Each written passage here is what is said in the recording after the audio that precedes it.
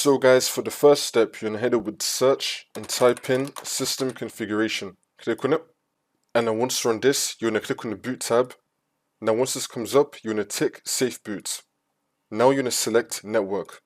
Make sure that you select safe boot and network and then click on OK. And now you're going to click on restart. It's now going to restart computer. Wait for this to load, which will now take us into safe mode. Now once you're on this, you're going to head over to search and type in registry editor. Click on it, which will now pull up this. And then once you're on this, you can follow everything that I'm going to be doing up here. So first you're going to expand HG current user. Now you want to expand software. Now you want to expand Microsoft. And now you're going to expand Windows. We're going to scroll down till we find Windows. You want to expand Windows. I'm going to make this a bit bigger. And now you want to expand current version.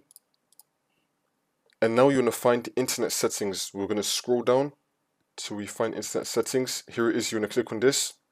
And now this will appear on the right side. Again, you can follow everything that I did up here.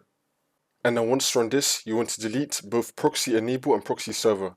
So we're going to right click on proxy enable, delete, and then click on yes. We're now going to right click on proxy server and then click on delete, and then click on yes. And now for the next step, you're going to head over to search and type in system configuration. Click on it. And then once you're on this, you're going to click on the boot tab.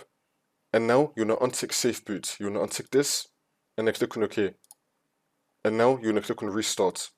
It's now going to take you back into Windows and then the problem should be fixed.